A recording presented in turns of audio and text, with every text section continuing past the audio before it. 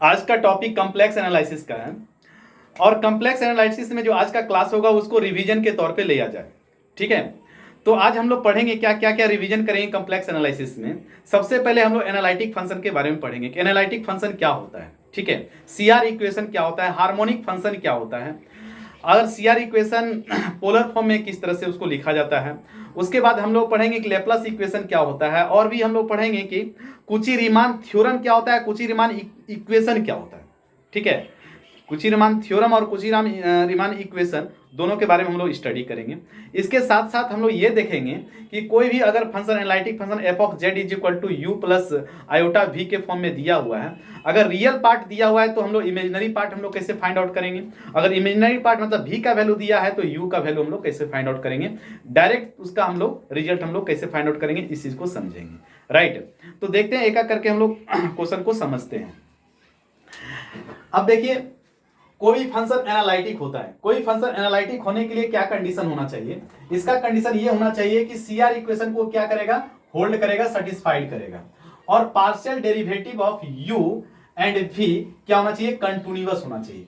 तभी हम लोग क्या कहेंगे कि कोई भी फंक्शन क्या होगा, एनालिटिक होगा। मतलब नेसेसरी एंड सफिशिएंट कंडीशन दोनों को सेटिस्फाइड करेगा, दोनों को होल्ड करेगा, तभी हम लोग कहेंगे कि कोई भी फंक्शन क्या है, एनालिटिक है। अदरवाइज वो फंक्शन एनालिटिक नहीं होगा। राइट, अब हम लोग देखते हैं हार्मोनिक फंक्शन। हार्मोनिक फंक्शन क्या होगा, मतलब कोई भी फंक्शन अगर हार्मोनिक है तो वो ऑलरेडी एनालिटिक भी होगा ही होगा। ठीक है, तो हार्मोनिक फंक्शन के लिए क्या होना चाहिए कि partial derivative of u with respect to x 2 times करना है, फिर partial derivative of u with respect to y भी अगर हम लोग 2 टाइम्स करेंगे, दोनों को सम करेंगे, दोनों को सम करने के बाद अगर 0 के इक्वल आएगा तो हम लोग कहेंगे कि ये हार्मोनिक इक्वेशन है, और ये इसको लेप्लास इक्वेशन भी बोलते हैं हम लोग। उसी तरह v को अगर पार्शियल डेरिवेटिव करेंगे x के रिस्पेक्ट में 2 टाइम्स, और v को पार्शियल डेरिवेटिव करेंगे y के रिस्पेक्ट में 2 टाइम्स, और दोनों को ऐड कर देंगे। ऐड करने के बाद अगर 0 के इक्वल आ जाएगा तो हम लोग क्या कहेंगे कि ये हार्मोनिक फंक्शन है, और ये इसको लेप्लास इक्वेशन भी कहा जाता है। ठीक है ना। कभी कभी क्या होता है, इस चीज को समझिए, कभी कभी क्या होता है कि कोई भी क्वेश्चन ऐसा दिया हुआ रहेगा कि कोई फंक्शन हार्मोनिक है, ठीक है, और उसमें कोई एक अननोन टर्म दे दिया, चाहे भी के टर्म में मतलब इमेजिनरी पार्ट में दे दे या तो रियल पार्ट में दे दे, दोनों में से किसी एक में दे देगा कोई एक अननोन टर्म। राइट, अब वो अननोन टर्म हमको फाइंड आउट करना है, बस एक ही कंडीशन दिया हुआ है कि भैया ये हार्मोनिक है। ठीक है, ये फंक्शन क्या है, हार्मोनिक है। तो सिंपल से अगर u के टर्म में दिया है तो u को, और v के टर्म में दिया है तो v को, दोनों को लिख लेंगे आराम से। u में अगर दिया हुआ है अननोन टर्म तो उसी को ले लेंगे और उसी को 2 बार डिफरेंशिएट करेंगे पार्शियली, x के रिस्पेक्ट में और y के रिस्पेक्ट में जोड़ेंगे, इक्वेशन 0 आ जाएगा, और उसको सॉल्व करेंगे आराम से, k का वैल्यू आ जाएगा। राइट, उसी तरह v में अगर दिया रहेगा तो उसको हम लोग फाइंड आउट कर सकते हैं।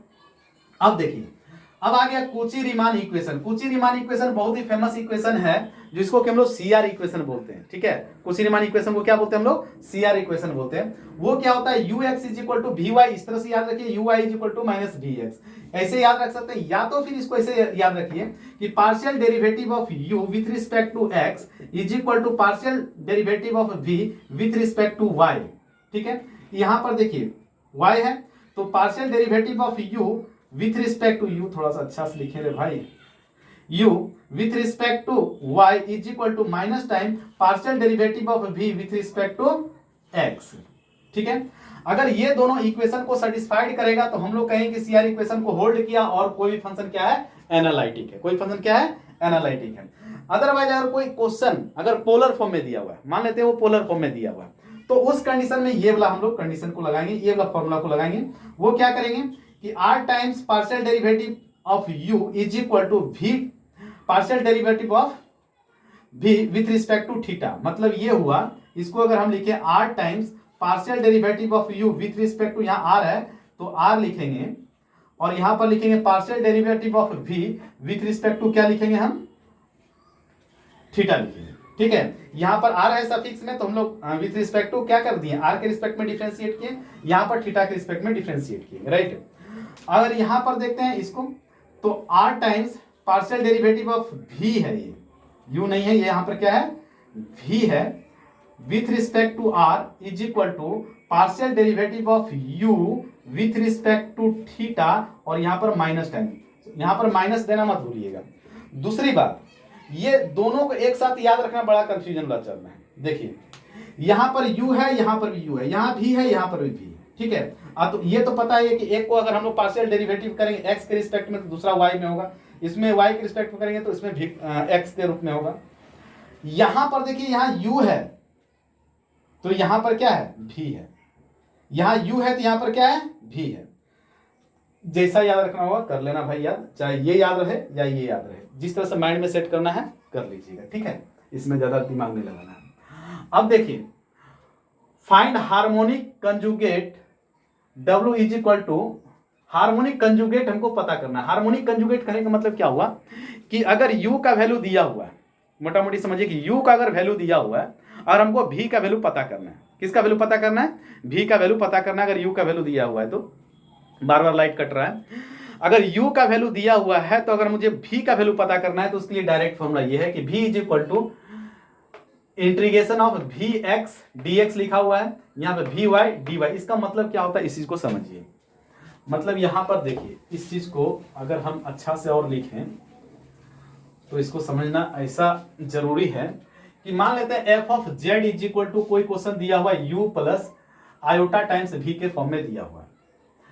ये हमारा दिया हुआ है, u का वैल्यू दिया हुआ है, v का वैल्यू हमें नहीं दिया है, v का वैल्यू हमको फाइंड करना है, इसका वैल्यू क्या करना है हमको फाइंड करना है, ठीक है। तो कैसे लिखेंगे, v इज इक्वल टू लिखेंगे integration v x d x plus integration v y d y. अब लेकिन मेरे पास एक फॉर्मूला है जिसको कि अगर u दिया हुआ है तो इसको v को u के फॉर्म में हम कन्वर्ट कर सकते हैं, इस v को भी u के फॉर्म में कन्वर्ट कर सकते हैं, क्योंकि मेरे पास CR है। क्या है, CR इक्वेशन है हमारे पास। क्या है, CR इक्वेशन के जरिए हम लोग क्या कर सकते हैं, u v से u में जा सकते हैं, v से हम किस में जा सकते हैं, u में जा सकते हैं। कैसे जाएंगे भाई, देखिए vx कहां पर है, यहां पर है vx, तो इसको हम लोग इंटीग्रेशन ऑफ क्या लिख सकते हैं, इंटीग्रेशन ऑफ लिख सकते हैं हम लोग uy का वैल्यू लिख सकते हैं, यहां पर uy का वैल्यू माइनस टाइम्स uy और dx हो जाएगा प्लस यहां vy है, vy की जगह पर क्या लिख सकते हैं हम लोग ux और dx लिख सकते हैं, ux और क्या लिख सकते हैं dx लिख सकते हैं। यहां पर क्या था, यहां पे x के रिस्पेक्ट में था और यहां पे क्या था, यहां पर सॉरी रुकिए, vy है तो vy कहां है, vy सही है, vy की जगह पर हम लोग क्या लिखेंगे ux dx लिखेंगे, ux क्या लिखेंगे dx लिखेंगे, और vx की जगह पर हम लोग क्या लिखेंगे, vx की जगह पर क्या लिखेंगे uy, और यहां पर क्या होगा, पहले से यहां पर ये y के रिस्पेक्ट में था तो ये y होगा, यहां पर y होगा, ठीक है। ये कंफ्यूजन कर रहा था, यहां y है तो यहां पर y होगा। तो इस तरह से हम लोग क्या कर सकते हैं, v को u के में कन्वर्ट कर सकते हैं, ये v को किस में कर सकते हैं, u में कन्वर्ट कर सकते हैं, और अब इसको जब इंटीग्रेट करेंगे तो आराम से हमारा क्या आ जाएगा, v का वैल्यू आ जाएगा, ठीक है। अब देखिए सिमिलरली अगर मेरे पास क्वेश्चन दिया हुआ है ऐसा कि f of z is equal to, हमारे पास दिया हुआ है v का वैल्यू दिया है, यहां पर u का वैल्यू नहीं दिया है, u का वैल्यू आपके पास नहीं दिया है, और i टाइम्स v का वैल्यू दिया हुआ है। i टाइम्स किसका दिया हुआ है, इसका दिया हुआ है, ये गिवन है, ये आपका गिवन है, ये आपको क्या करना है फाइंड आउट करना है, ये क्या करना है हमको फाइंड करना है, ठीक है। ये आपका गिवन दिया हुआ है, ये फाइंड आउट करना है। तो u इज इक्वल टू क्या होगा, u इज इक्वल टू होगा integration ux dx plus integration uy और dy, ये तो फटाफट लिखा जा सकता है। उसके बाद इंटीग्रेशन ux की जगह पर हम लोग क्या लिखेंगे, अब यहां पर देखिए ux कहां पर है, ux की जगह पर हम लोग लिखेंगे vy लिख देंगे, तो यहां पर vy dx लिखेंगे प्लस uy की जगह पर क्या लिखेंगे भैया, uy की जगह पर क्या लिखेंगे, uy की जगह पर हम लोग लिखेंगे माइनस टाइम्स vx और क्या लिखेंगे माइनस टाइम्स vx और dy लिखेंगे, माइनस टाइम्स vx और क्या लिखेंगे dy लिखेंगे, ठीक है। तो इस तरह से हम लोग क्या कर सकते हैं, अगर u दिया रहेगा तो v पता कर सकते हैं, और v दिया हुआ रहेगा तो हम लोग क्या पता कर सकते हैं, u पता कर सकते हैं, ठीक है। ये बहुत अच्छा इक्वेशन है, डायरेक्ट पता चल जाता है, ऑब्जेक्टिव क्वेश्चन दिया हुआ है तो डायरेक्ट इसमें लगा करके हम लोग पता कर सकते हैं, ठीक है। अब देखिए नेक्स्ट, कोची इंटीग्रस थ्योरम क्या कहता है। कोची इंटीग्रस थ्योरम जो होता है कि f ऑफ z कोई एनालिटिक फंक्शन है एंड इसका डेरिवेटिव क्या होगा, कंटिन्यूअस होगा with in and on a simple closed curve, उसके अंदर या तो सर्कल के ऊपर या तो कर्व के ऊपर, ठीक है।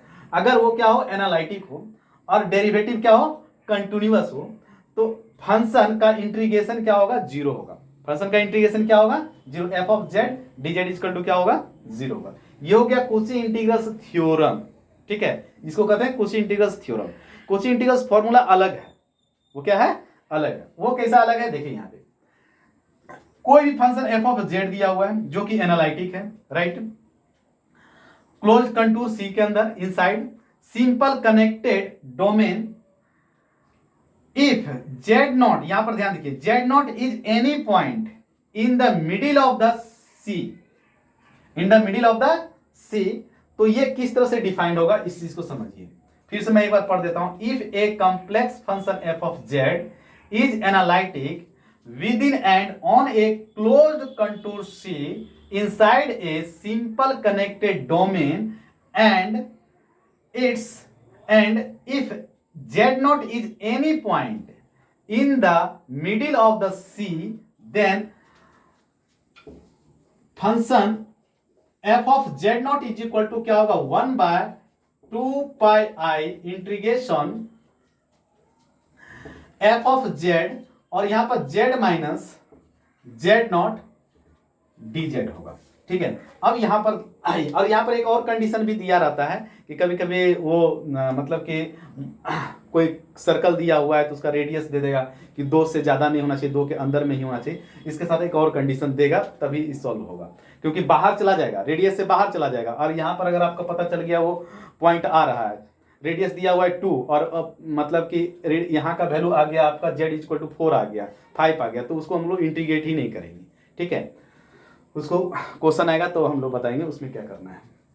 ये जैसे कि क्वेश्चन दिया हुआ है तो सबसे पहले क्वेश्चन कोई भी चीज दिया हुआ रहेगा तो सबसे पहले हमें कोशिश करना है कि एफ ऑफ जेड लिखिए। फर्स्ट स्टेप में एफ ऑफ जेड का वैल्यू लिख करके अलग कर दीजिए, राइट। वो किस तरह से डिफाइन किया हुआ है उसका टेंशन मत लीजिए, लेकिन उसको अलग करके रख दीजिए। दूसरा इसमें क्या ट्राई करना है हम लोग को, सेकेंड स्टेप में क्या करना है, ये जो जेड का कोफिशिएंट है उसको 1 करने की कोशिश करेंगे। क्वेश्चन में यहां पर 3 जेड भी देगा, 5 जेड भी देगा, 6 जेड भी देगा, कुछ और जेड भी देगा, कुछ भी जेड दे, यहां पर जेड के साथ मल्टीप्लाई करें तो सबसे पहले उसको कॉमन लेकर के यहां पर जेड का +1 कोफिशिएंट होना चाहिए, नेगेटिव में भी नहीं चलेगा, +1 कोफिशिएंट होना चाहिए, उसको हमको करेंगे। उसके बाद z minus z not is equal to 0 होगा, इससे जेड का वैल्यू हमारा पता चल जाएगा जेड नॉट। यही जेड नॉट जो फंक्शन है जेड, ये जो वैल्यू जेड है, इसी वैल्यू जेड के जगह पर ये जेड के जगह पर जेड नॉट पुट करेंगे और जिस तरह से डिफाइंड रहेगा उसी तरह उसका वैल्यू हम लोग क्या कर सकते हैं, वहां पुट कर देंगे, आराम से हमारा आंसर आ जाएगा। अब क्या करेंगे नेक्स्ट में कि ये क्वेश्चन को ही हम थोड़ा सा चेंज कर देंगे, क्योंकि हमको इंटीग्रेशन करना है। क्यों इंटीग्रेशन करें भाई, जब ये चीज को हम लोग ऐसा भी तो लिख सकते हैं कि एफ ऑफ जेड, इसको ऐसा लिखें 1 by 2 pi I integration of f of z divided by z minus z not is equal to, इतना इज इक्वल टू हम लोग क्या लिख सकते हैं, एफ ऑफ जेड नॉट लिख सकते हैं। अब इतना का हमको वैल्यू बिना इंटीग्रेट किए हुए आ जाए तो कोई दिक्कत नहीं ना, तो काहे को इंटीग्रेट करें टेंशन लेने के लिए। अब इसको क्या कर देंगे, उधर मल्टीप्लाई कर देंगे 2 pi I और ये हो जाएगा एफ ऑफ जेड नॉट पहले से दिया हुआ है। अब देखिए यहां पर डिफाइंड रहेगा फंक्शन एफ ऑफ जेड, यहां पर कुछ ना कुछ दिया हुआ रहेगा फंक्शन में, तो जिस तरह से ये डिफाइंड रहेगा तो जेड रहेगा तो जेड के फॉर्म में ये डिफाइंड रहेगा। उसी जगह क्या करेंगे हम लोग, जेड नॉट का वैल्यू हम यहां पर पुट कर देंगे, सॉल्व करेंगे, 2 pi ऐसे मल्टीप्लाई कर देंगे लास्ट में और हमारा आंसर आ जाएगा। ठीक है, ये था कॉम्प्लेक्स एनालिसिस का रिवीजन के तौर पे इस क्लास को देखा जाए। अगले क्लास में हम लोग इस पर डिपेंडेंट क्वेश्चन लेकर के आएंगे। Thank you very much.